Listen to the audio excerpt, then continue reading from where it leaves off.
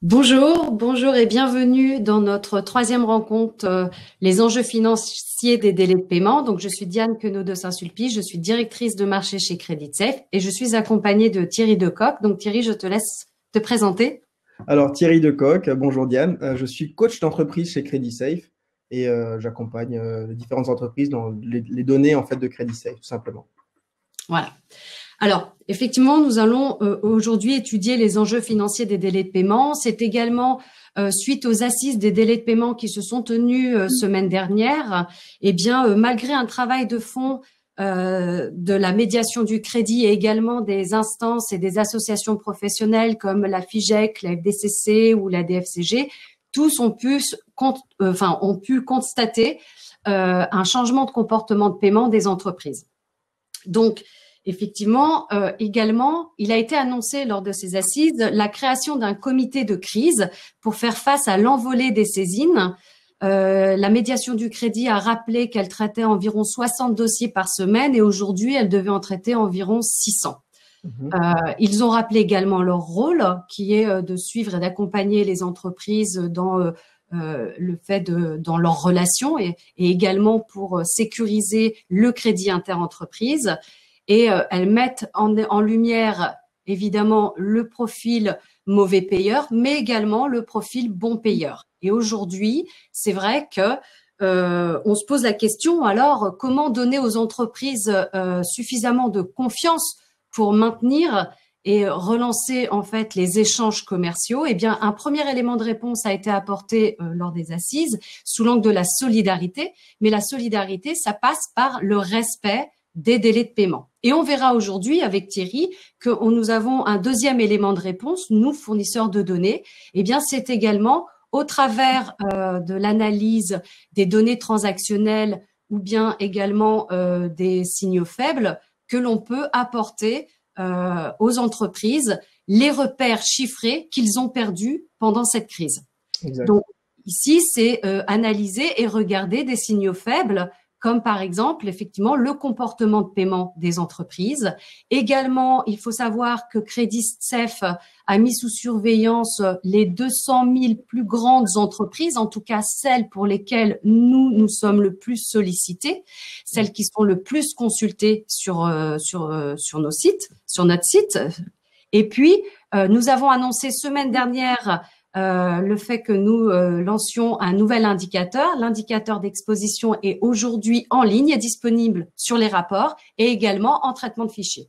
Alors, juste pour rappel sur cet indicateur, il est basé effectivement sur l'analyse sectorielle et puis également sur une analyse très précise financière des entreprises sur les 4 ratios, l'endettement, les liquidités, la balance et également la performance. Pourquoi? Parce qu'on veut pouvoir mesurer la capacité de rebond et la résilience des entreprises.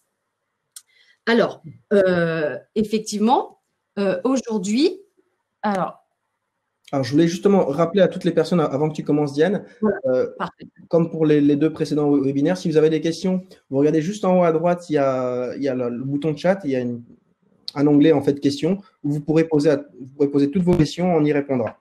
Je te laisse la parole, Diane. Merci Thierry.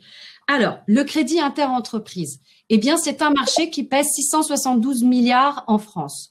C'est la première source de financement des entreprises. C'est également la moins chère parce que le crédit bancaire, en tout cas le financement externe des entreprises, aujourd'hui pèse 237 milliards. Donc, le crédit interentreprise, c'est 3 fois plus que le crédit bancaire. Alors, aujourd'hui, la question, c'est comment sécuriser en fait ces échanges, les échanges commerciaux, dans un contexte où effectivement, eh bien, le PIB a chuté de 6 points, que la consommation des ménages a reculé de 7 points, sachant qu'en plus, il y a une énorme disparité parce que la consommation des biens a reculé de plus de 47%, tandis que la consommation alimentaire, elle, a progressé de plus de 7%. Que l'investissement a reculé de 11 points et que globalement, l'activité est en repli de 35%. Alors, le retard de paiement. Alors, on comprend mieux pourquoi le crédit interentreprise mérite toute l'attention. Il est bien au cœur du processus de la reprise d'activité et de la relance de l'économie. Alors, aujourd'hui, où en sommes-nous en termes de retard de paiement? Quels sont les chiffres? Eh bien, à fin mars, le retard de paiement a été multiplié par 3 versus mars 2019. En revanche, en avril, on a pu constater une légère amélioration. En avril, 35% des entreprises règlent à l'heure versus avril 2019 et avril 2018. On a un meilleur taux sur le retard des paiements. Pourquoi? Parce que les entreprises ont mis en place les mesures gouvernementales et elles-mêmes, elles se sont organisées et elles ont mis en place un certain nombre de mesures pour faire face justement à cette baisse d'activité. Alors, on peut regarder aussi d'un point de vue de la répartition géographique.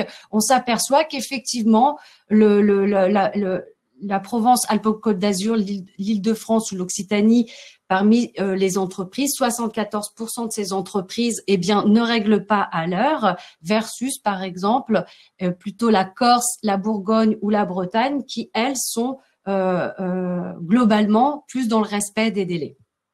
Alors, aujourd'hui, on peut rappeler également que le délai moyen avant la crise était de 11 jours de retard.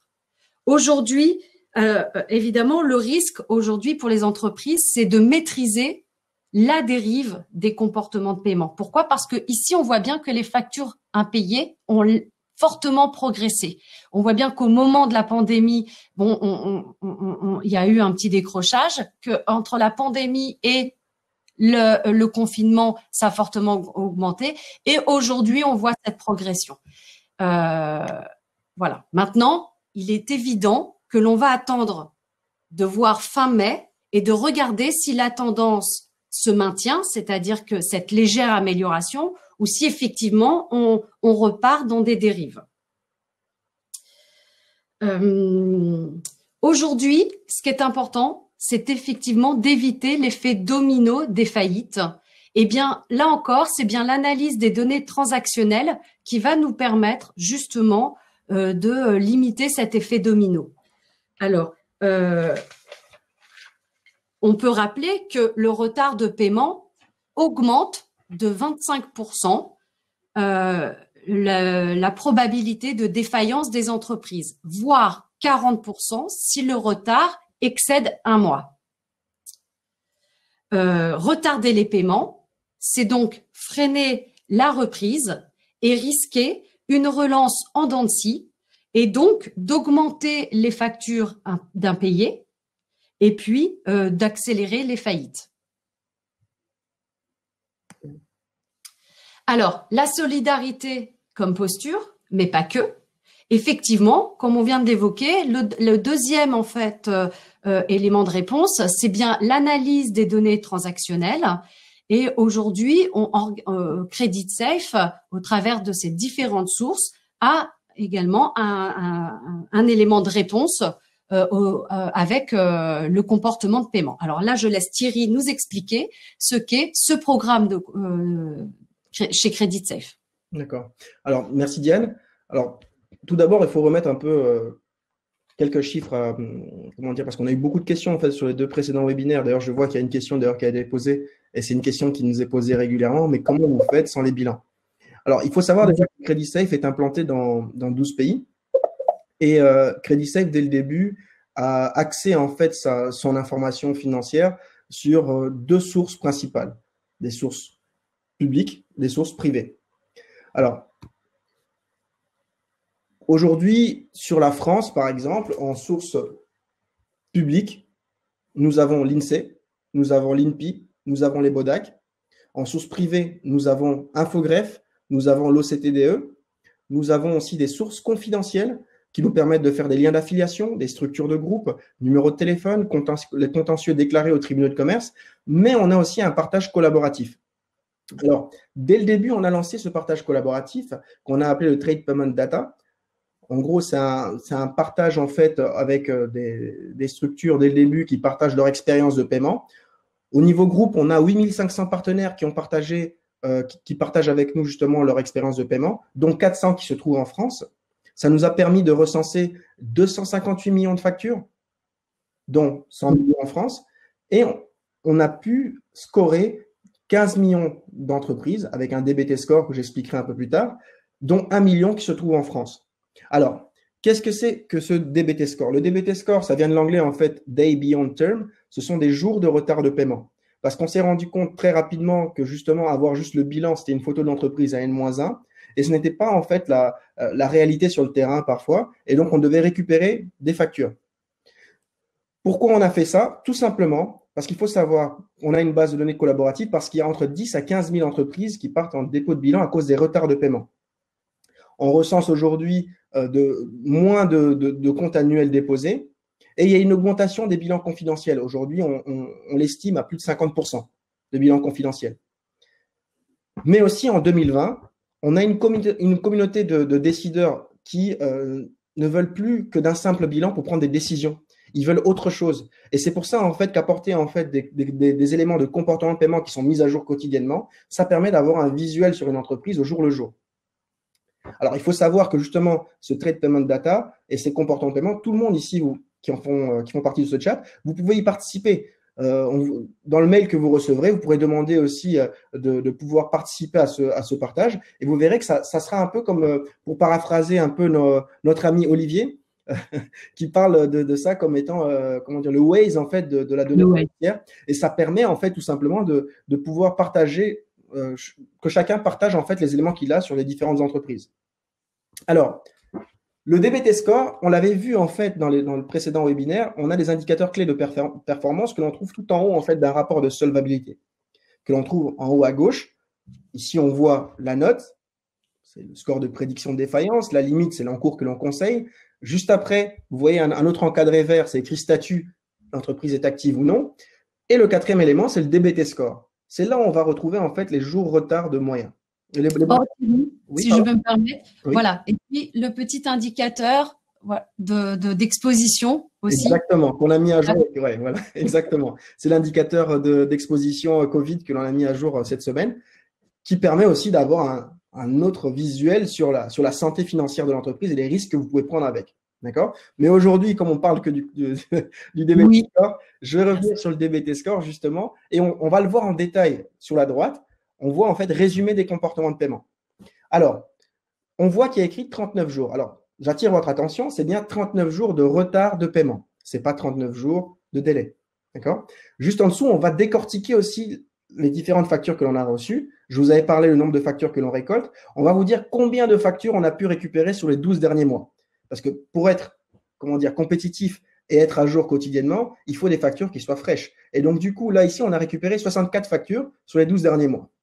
56 de ces factures ont été payées au maximum à 30 jours après la date d'échéance. Et il y en a 8 qui ont été payées à plus de 30 jours de la date d'échéance. Le but, c'est de voir en fait le nombre de factures que vous avez en retard, le nombre de factures que vous avez en impayé aussi, parce que la dernière ligne, c'est facture non réglée dont la date d'échéance est dépassée. Là, ici, il n'y en a pas. Et ça vous permet d'estimer si vous travaillez avec quelqu'un qui a l'habitude de payer en retard ou encore quelqu'un qui a l'habitude de payer en temps en heure. Et ne pas regarder juste la note, la limite et le bilan, mais de regarder aussi, certes, il est solvable, mais attention, il a l'habitude de payer en retard. D'accord? Alors, de ce traitement de data et de ce DBT score, ça nous a permis de mettre en place une autre solution qu'on a appelée le 3D Ledger, que je vais vous montrer un peu plus tard. C'est un outil en fait interactif de gestion qui, comment je pourrais le dire, c'est un traitement de données de votre balance AG. Ça va l'associer avec des données d'entreprise CreditSafe, mais ça va le comparer aussi aux données d'expérience de paiement que CreditSafe a récupérées via le Trade Payment Data. L'idée, c'est de pouvoir anticiper et réduire les risques, de prioriser les stratégies de recouvrement, d'optimiser votre DSO, mais de profiler et analyser les portefeuilles que vous avez. Par exemple, vous pouvez avoir une entreprise, vous avez un commercial qui suit un nombre donné d'entreprises, un autre qui en suit aussi. Ça vous permettra de voir chaque portefeuille de chaque commercial et de voir comment les entreprises règlent dans votre balance AG, mais on verra aussi les retards de paiement, on verra aussi leur note de solvabilité directement. Alors, on peut partager de l'information alors et on peut... Oui, exactement. Ouais. En gros, dès que vous allez mettre en place en fait ce partage d'informations, ça va se connecter directement. On voit justement la petite image en fait sur la droite en rouge 3D Ledger. Ça parle en fait d'informations CreditSafe, vos données, expérience de paiement. Ça va matcher en fait les trois informations. Il y aura un partage qui va se faire et dans votre plateforme directement, alors j'attire votre attention qu'avec votre plateforme CreditSafe, quand vous aurez votre identifiant, votre mot de passe pour vous connecter, vous aurez à la fois accès au rapport de solvabilité, à la fois accès aux données de prospection, mais aussi au 3D Ledger qui est votre balance AG dynamique. Alors, pour être plus illustratif, je vais vous montrer juste une petite image. Ça ressemble à quoi? Alors, là, ici, on a un portefeuille, on a fait un exemple où vous avez plusieurs drapeaux. C'est l'exemple, en fait, d'une entreprise qui a des clients qui se trouvent dans plusieurs pays. Ce qu'on va retrouver déjà dans un premier temps, ce sont les éléments de votre balance AG, le nombre de clients, le nombre de dettes, le nombre de la facture moyenne, le total des créances, etc., etc. Mais très rapidement, on va voir deux camemberts. Les deux camemberts, en fait, montrent déjà un élément très important, c'est une comparaison sur le fait comment vous vous faites payer par vos clients et comment ces clients payent les autres fournisseurs. Est-ce que vous, aujourd'hui, vous êtes des fournisseurs prioritaires, oui ou non? Ça va vous permettre très rapidement de le voir et de comparer votre portefeuille client. Ensuite, dans cette même plateforme, vous aurez une analyse de votre portefeuille client et ça va trier vos clients par ordre de solvabilité. Le plus important, c'est de voir aujourd'hui, voilà, on a un exemple ici, vous voyez dans le premier tableau, niveau de risque de crédit. Tous vos clients sont triés par ordre de solvabilité. Ici, on a fait exprès de mettre des clients à grand risque. Il y en a 91. On le voit tout de suite en fait en rouge. Il y en a 91. Vous verrez les comptes courants, l'âge de la dette. Donc, on a à 30 jours, à 60 jours, à 90 jours, à 91 jours. Ça, ce sont des éléments qui viennent de votre balance AG. Et les éléments de solvabilité viennent de CreditSafe. D'accord? Et ça vous permettra directement de voir, voilà, aujourd'hui, là, on a, je crois, c'est 3 132 202 euros qui sont à recouvrir dans les entreprises qui ont des problèmes de trésorerie. Alors, il faut savoir que chaque zone est cliquable en fait sur ce tableau. Lorsque vous allez cliquer dessus, vous aurez accès directement aux entreprises qui sont dans le rouge aujourd'hui chez CreditSafe qui vous doivent de l'argent.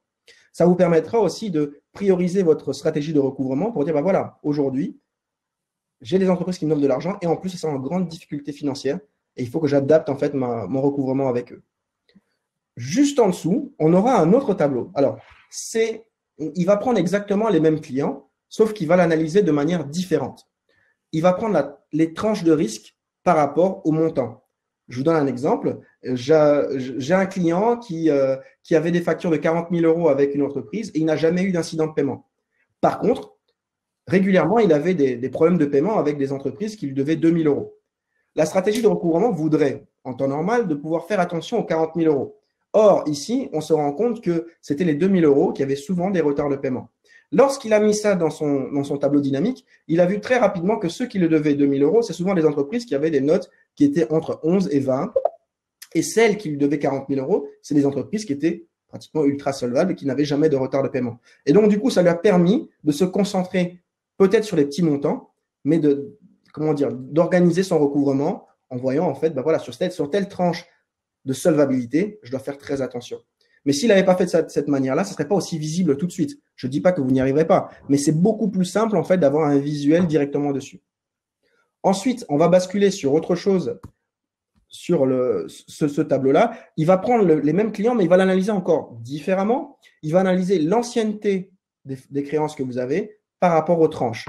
C'est-à-dire, il va maintenant mettre dans le premier tableau, dans la première colonne, vous voyez des notes qui vont de 1 à 10, de 11 à 20, de 21 à 30, de 31 à 40, et il va mettre les comptes courants que vous avez à chaque fois.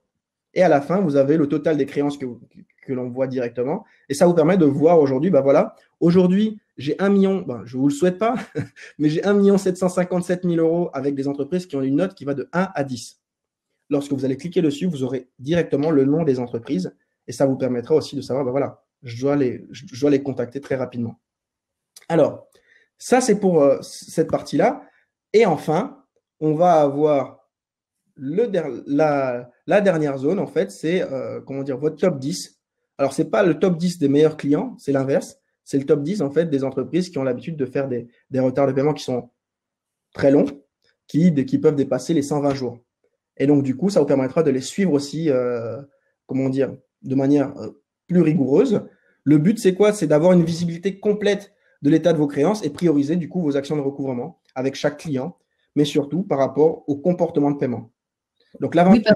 Oui, parce qu'en fait, Thierry, on aurait tendance à vouloir relancer en priorité des créances avec la valeur faciale la plus élevée, le montant le plus élevé. Oui, c'est vrai. Ça, on a une tendance à vouloir le faire, mais là, grâce au 3D Ledger, en fait, on aura plutôt une visibilité au niveau de la note de solvabilité.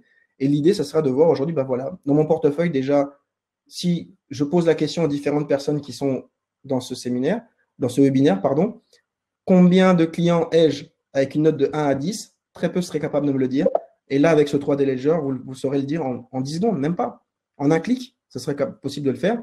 Et je tiens à vous dire que tous qui sont dans ce webinaire peuvent tester en fait le 3D Ledger, peuvent le mettre en place très rapidement. Il suffit de demander et ça fait un partage en fait d'expérience qui se met à jour quotidiennement. Très facile à installer. Donc voilà. Alors, j'espère que je n'ai pas été trop exhaustif en fait pour la partie 3D Ledger. Le but, c'est de laisser aussi de la place aux différentes questions. Je ne sais pas si Diane, tu voulais rajouter quelque chose? Non, c'est parfait. C'est vrai qu'aujourd'hui, c'est un outil qui permet à la fois de prioriser les actions et surtout de pouvoir évaluer le risque pour chaque créance, parce que comme on vient de le voir, c'est vrai que le montant de la créance, eh bien, ne fait pas d'elle une priorité. C'est vraiment de regarder le risque avec différents repères chiffrés qu'on met à disposition. Donc maintenant, effectivement, on peut passer peut-être aux questions. Je ne sais pas si tu as vu passer…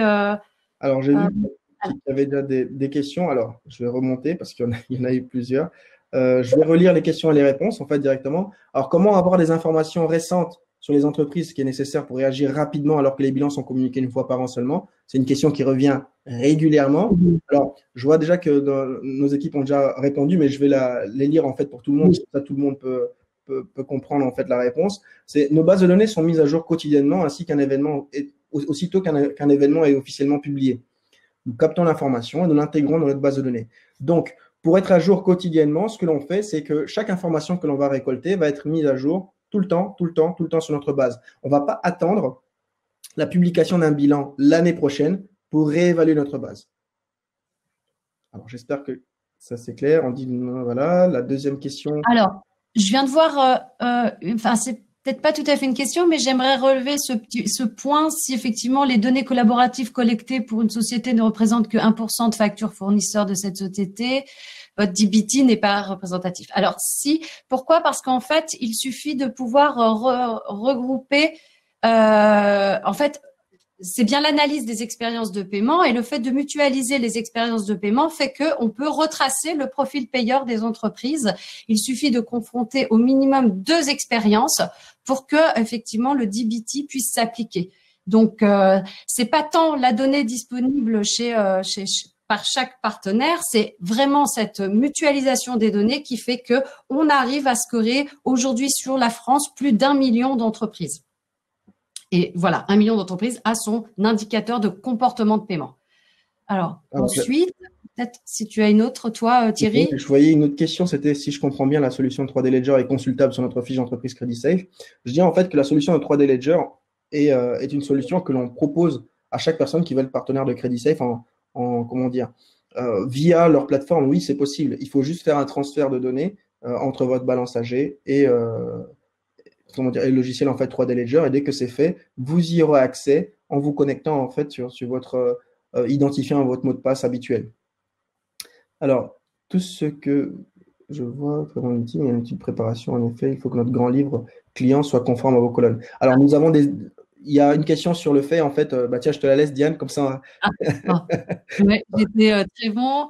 Il y avait une question en fait sur la préparation à avoir, justement. Technique. Alors effectivement, on demande un format de fichier pour que ce soit bien compatible, mais alors la question c'était en effet notre grand livre soit conforme à vos colonnes.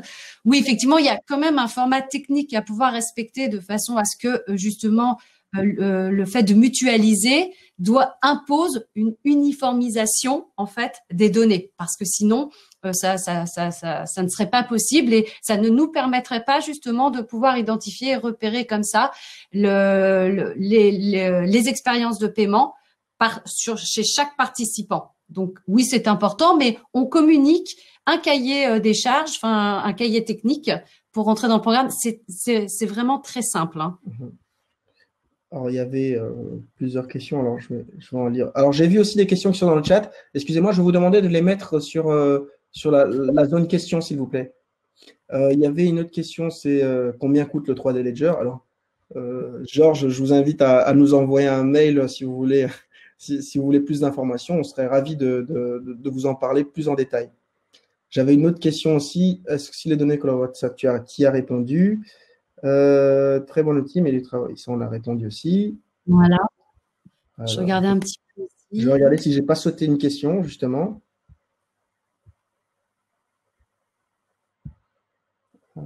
Pourquoi les États ont un score à 100 alors qu'ils payent souvent très tard? Excusez-moi, Yugurta, je ne comprends pas très bien le sens de votre question sur le fait le score à 100 alors qu'ils payent souvent très tard. Est-ce que c'est par rapport au score de solvabilité ou par rapport au DBT score? Si vous pouvez me le préciser. Alors, sinon, de toute façon, c'était quoi la question par contre, Thierry, tu pouvais… Et dans le chat, quelqu'un a demandé pourquoi est-ce que les États ont un score à 100 alors qu'ils payent souvent très en retard?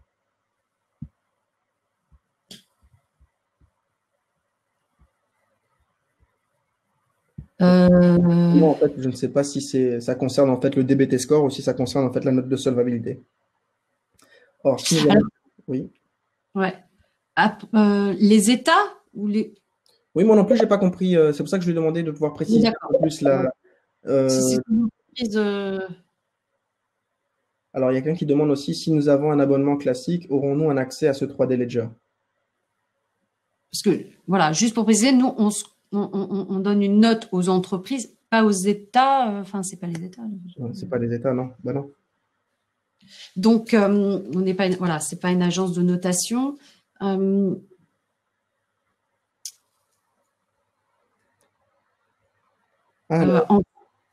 suis en train de Vas-y, je te laisse la parole, vas-y. Bah, c'est vrai que je vois pas trop de questions. Beaucoup de questions ont été répondues en plus en live par les équipes. Oui. Si maintenant peut-être que si on a encore un peu de temps, parce qu'on a encore un peu de temps, est-ce que on pourrait peut-être aller sur le site internet et enfin montrer notre rapport, revenir peut-être sur les indicateurs justement peut-être. Oui, c'est possible, oui.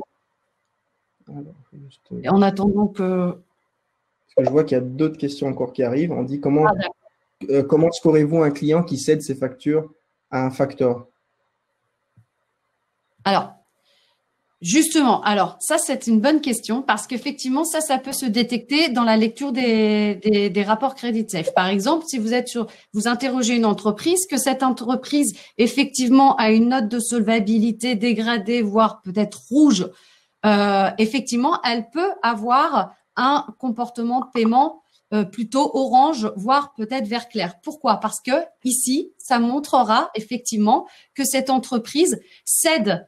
Enfin, en tout cas, on n'en est pas sûr parce que ça reste du déclaratif et évidemment, on ne peut pas l'affirmer. Néanmoins, c'est une interprétation parce que si l'entreprise cède des factures à un factoring, bien évidemment, elle reçoit son financement très rapidement. Et donc, souvent, ces sociétés-là, eh bien, ont un bon comportement de paiement puisque de toute façon, elles ont une gestion de la trésorerie qui est quand même différente. Elles sont moins dans l'attente puisque la trésorerie arrive avant même que la date d'échéance soit dépassée de la facture. Est-ce que tu veux rajouter peut-être quelque chose, Thierry? Est-ce que ça semble clair, cette réponse? Oui, ça semble très clair. En fait, aujourd'hui, pour scorer une entreprise, il y a plusieurs scores en fait que l'on fait. Il y a le score en fait au niveau du DBT score qui lui remonte en fait aux factures que nos fournisseurs nous transmettent. Par contre, aujourd'hui, si on n'a pas d'informations au niveau du scoring, au niveau des expériences de paiement, bien sûr qu'on ne pourra pas le faire. Mais aujourd'hui, vu que quand vous facturez quelqu'un, les fournisseurs nous remettent l'information via leur balance AG, on aura l'information via la balance AG et ça ne dépendra pas en fait du facteur directement parce qu'on va pas chercher l'information chez le facteur justement. Non, exactement. C'est bien le paiement des factures qui va être enregistré dans la comptabilité des différents tiers avec lesquels cette entreprise travaille. Donc, pour tous les tiers, au fond, elle aura un bon comportement puisqu'elle va payer ses factures beaucoup plus régulièrement. En tout cas, c'est un comportement de paiement qui a pu être noté. Les entreprises sous factoring en général enfin en tout cas améliorent nettement leur comportement de paiement. D'accord. Il y a aussi une question, on a essayé de préciser pour Yogurta, c'est comment dire, le score de solvabilité par rapport aux entités étatiques du style organisme public. La personne demande en fait justement pourquoi on met des notes de 100 alors que parfois ils peuvent payer en retard. Je ne sais pas si tu peux apporter quelque chose. Moi, je voulais apporter aussi quelque chose par rapport à ça. Parce qu'au niveau du score en fait, de solvabilité, parfois on met une note de 100 à une administration en fait, publique, alors que la personne a un DBT score en fait, qui est en retard, justement. Et donc, l'idée en fait est assez simple, c'est que aujourd'hui, le DBT score est un scoring en fait comment dire, est un élément qui vous donne en fait l'expérience de paiement. Et aujourd'hui, on a une façon de noter les entreprises un peu différemment par rapport aux entreprises privées et les entreprises publiques. L'expérience de paiement vient à côté, comme on a pu voir avec l'entreprise qu'on a vue en exemple. Elle avait une bonne note de solvabilité. Elle avait juste quelques factures en fait qui étaient en retard et pourtant ça n'a pas impacté de manière en fait considérable non plus la note. Donc c'est deux choses complètement différentes. Après, je vous invite en fait, si vous voulez vraiment un calcul plus poussé au niveau d'un exemple, je vous invite à donner un exemple justement dans le mail que vous allez recevoir pour qu'on puisse vous donner en fait le cocktail en fait d'informations que l'on donne pour calculer le score justement d'une entreprise étatique. Mais on serait ravi de vous répondre en fait en profondeur en fait par rapport à votre question. Alors, j'avais une dernière question. Pour la mise en œuvre du 3D Ledger, y a-t-il une assistance sur le site? Je te laisse faire. Bien. Alors, de toute façon, effectivement, chez CreditSafe, il y a un parcours qui sur le site, vous retrouvez toutes les aides en ligne, mais nous avons également, de toute façon, un service client qui est à votre disposition pour vous accompagner dans le paramétrage, dans les extractions des fichiers et dans la prise en main de la solution. Donc, vous êtes accompagné sur cet outil au même titre qu'un autre produit CreditSafe. Il est vrai que, encore une fois, chez CreditSafe, tout se passe sur la même plateforme. Vous avez un seul login, un seul mot de passe pour accéder à l'intégralité des services et des données CreditSafe sur notre site. Et puis là, l'accès au 3D Ledger est disponible en ligne très rapidement et avec le support qui va bien. Voilà, vous aurez un support en fait technique qui sera là, un support informatique et un conseil attitré qui va vous suivre aussi tout au long de l'expérience en fait CreditSafe. Donc oui, pour cela vous serez accompagné. Alors j'avais une question aussi. J'ai l'impression que c'est surtout. Alors c'est Benjamin Mathieu qui dit en fait j'ai l'impression que c'est surtout les grosses PME et les grands groupes qui utilisent le Ledger. Quid des TPE et des petites PME? Alors non, pas nécessairement. Alors évidemment, les grands groupes ou les grosses PME, c'est-à-dire que plus vous avez un fichier client de balance importante, plus c'est facile de matcher. Néanmoins, pour les TPE, les PME, moi je recommande le 3D Ledger pour plein de raisons parce qu'on sait que sur ces tailles d'entreprise, eh bien l'équipement n'est pas, enfin tout le monde n'a pas accès justement à des outils de pilotage, des solutions décisionnelles, et donc c'est important d'être équipé. Aujourd'hui, le 3D Ledger, eh bien c'est un moyen d'avoir accès à un outil de pilotage. Donc non, c'est pas exclusif aux grands groupes, bien au contraire, parce qu'ils trouvent vraiment un usage sur les petites entreprises et donc il n'y a pas de taille en fait. C'est plutôt vraiment une histoire de volume de facture, voilà. Mais encore une fois, voilà, on a un volume, même avec un petit volume, vous pouvez rentrer dans ce programme. Exactement. Alors, je pense qu'on a fait le tour, sauf s'il y a encore d'autres questions. J'avais vu qu'il y avait d'autres questions, mais il y avait déjà des équipes qui étaient déjà en train de répondre en fait aux différentes questions. Je vois aussi des personnes qui utilisent déjà le 3D Ledger. Je vois Sophie de Moliens qui dit qu'elle utilise le 3D Ledger. Cela fonctionne en envoyant le grand livre client envoyé en fin de mois. Donc, elle répondait déjà à la question de quelqu'un. Merci Sophie. Merci. Quelqu'un me dit aussi, je n'entends plus rien. Alors, je pense que c'est avec il faut cliquer sur le son. Je crois qu'il y a un petit écrou et vous pouvez remettre le son. D'accord. Pourriez-vous nous expliquer la façon d'envoyer? Alors, il y avait quelqu'un qui demandait est-ce qu'on peut envoyer les éléments pour le 3D Ledger? Alors, nous vous enverrons un mail justement où vous aurez toutes les informations à nous transmettre pour tester justement le 3D Ledger, ne vous inquiétez pas. Oui, tout à fait. Et c'est vrai que on peut aussi insister sur le fait que le 3D Ledger va également mettre en évidence votre position fournisseur. C'est-à-dire que comment les clients vous payent, c'est vrai que c'est quelque chose que vous pouvez voir dans l'analyse des balances AG. En revanche, comment ce même client paye les autres fournisseurs, ça, il n'y a que l'exploitation des données transactionnelles et le fait d'être dans une base de données collaborative que vous allez pouvoir identifier cette information et donc vous donner votre position. Est-ce que vous êtes un fournisseur stratégique ou pas? Est-ce que ce client d'ailleurs définir le profil payeur de votre client? Est-ce que c'est un client qui paye comme ça parce qu'il a l'habitude de payer comme ça, toujours plus ou moins en retard, vous le savez, ou bien c'est un comportement qui est récent et là peut-être qu'il faut y porter plus d'attention. C'est justement ça aussi. Le 3D Ledger va contribuer à justement éviter les dérives des comportements de paiement. Ok. J'avais une dernière question aussi qui venait de Georges Grigliati qui disait que les balances AG ne sont pas toujours fiables, surtout sur les délais de paiement. Alors, je tenais juste à vous dire, Georges, qu'on a aussi un support en fait qui s'occupe du 3D Ledger qui, dès qu'il détecte en fait des anomalies dans les factures envoyées, dans les éléments qu'il reçoit, vous contacte en fait pour revérifier la fiabilité en fait des informations. Donc chaque information que l'on reçoit avant de la publier en fait est revérifiée avant de pouvoir la mettre en fait dans le 3D Ledger. Donc oui, les informations, ça peut arriver que l'on puisse faire une erreur au niveau du logiciel, mais au niveau de CreditSafe, il y a une revérification qui se fait en fait par rapport aux factures qui sont transmises. Et on accepte que les factures en fait qui ont moins de 12 mois. Celles qui ont au-delà aussi, on ne va pas les prendre. Et si jamais les expériences de paiement ne sont pas mises à jour régulièrement, on vous recontactera aussi pour voir aussi pourquoi ce n'est pas mis à jour. Donc oui, on va revérifier en fait chaque donnée que vous allez nous transmettre pour mettre une donnée qui est fiable. Je ne sais pas si tu voulais rajouter quelque chose à ça, Diane. Non, écoutez, moi ça me semble, non, c'est très bien.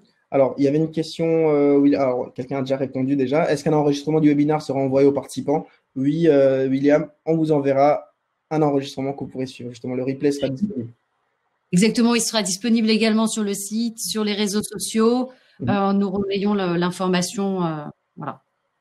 Alors, je vous invite à nous suivre justement sur les réseaux tels que LinkedIn, où vous verrez en fait les nouveautés que l'on va avancer. Et ça vous permettra justement de suivre les prochains webinaires et les prochaines avancées que l'on fait sur les différents scores que l'on va avancer. Alors, aujourd'hui, on me dit aussi dans l'oreillette que les factures que l'on prend, ce sont des factures de moins d'un an pour mettre à jour, mais on accepte les anciennes factures aussi pour faire un historique aussi, parce qu'on fera un historique sur les différentes factures et sur les comportements de paiement. Ben, écoutez, je pense qu'on a fait le tour des questions. Je ne vois plus beaucoup de questions et je vois que la majorité ont été répondues. Si vous avez d'autres questions, n'hésitez pas. Ah, je vois une question sur le fameux score d'exposition. Ah. Expliquez les notes de l'indicateur d'exposition. Elle est où la question? Parce que là, dans l'onglet questions, quand tu cliques dessus, tu vois Georges Grigliati qui repose une autre question qui dit: est-ce que vous pouvez m'expliquer les notes de l'indicateur d'exposition? Même si ça ne fait pas partie du webinaire, je te laisse. Non, aucun problème. Donc, effectivement, l'indicateur d'exposition, vous avez deux variables. Donc, on a analysé, la première, c'est une note sur le secteur d'activité. Donc, vous interrogez une entreprise et vous voulez savoir quelle est sa position par rapport au secteur d'activité, sachant qu'au préalable, on a pu analyser l'impact de cette crise pour chaque secteur. Donc, dans le rapport, dans le détail, puisque lorsque l'on clique sur cet indicateur, vous arrivez sur une page qui explique le pourquoi de la note. On voit clairement l'impact par secteur. Donc, on aura comme ça la position de cette entreprise versus son secteur. Est-ce qu'elle sous-performe ou est-ce qu'elle sous-performe? Ensuite, il fallait analyser la deuxième variable qui a été analysée dans cet indicateur.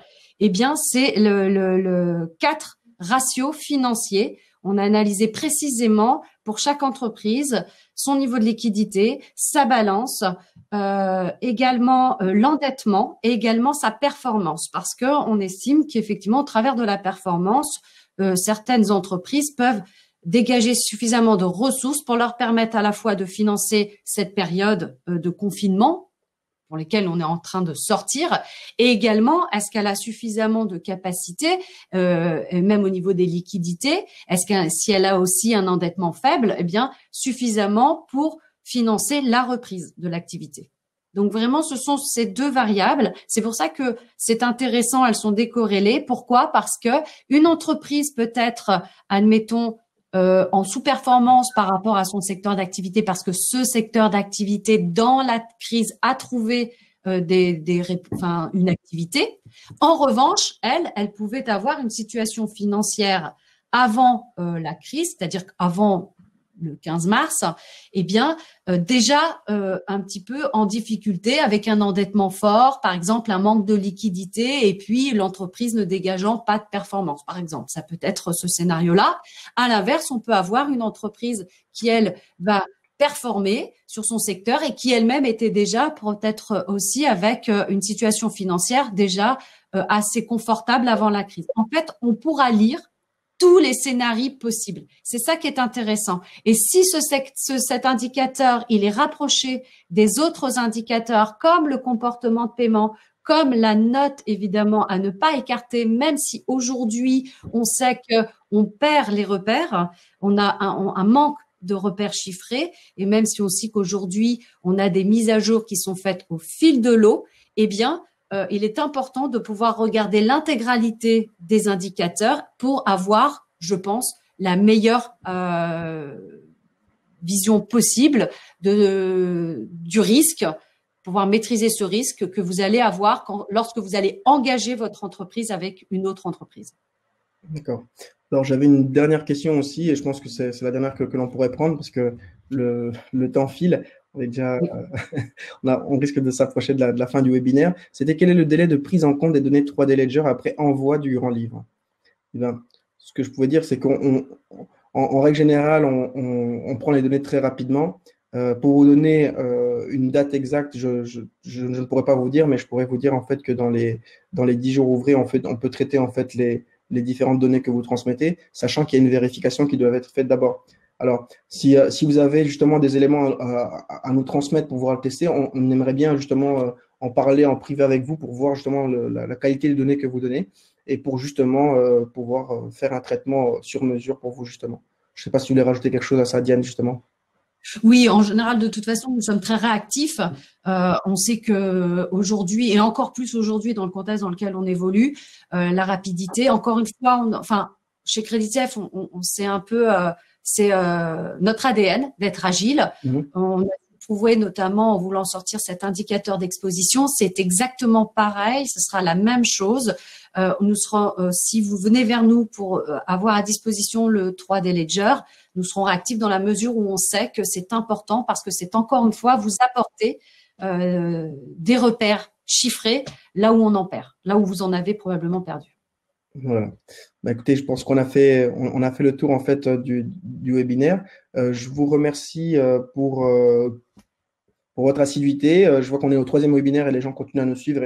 Restez nombreux, invitez les personnes aussi à venir nous suivre parce qu'il y a encore des nouveautés que l'on développe chaque année, chaque jour, même, je dirais même parfois, comme l'indicateur en fait Covid. Suivez-nous sur nos réseaux parce qu'il y aura encore des nouveautés que l'on va apporter. Et le mot de la fin, Diane? Le mot de la fin, effectivement, non, suivez-nous. Enfin, nous sommes ravis et surtout, on vous remercie parce que vous êtes encore très nombreux aujourd'hui. Et puis, effectivement, encore des nouveautés. Bientôt, les prochains webinaires, vont traiter, par exemple, du portfolio data check, de la compliance également parce que c'est un sujet que l'on peut écarter aujourd'hui, mais qui est très important parce qu'il contribue encore une fois à avoir cette image globale dans l'évaluation du tiers avec lequel vous allez vous engager. Donc non, écoutez, merci encore, merci d'être présent aujourd'hui et puis on vous retrouve bientôt, d'ici une dizaine de jours, je pense.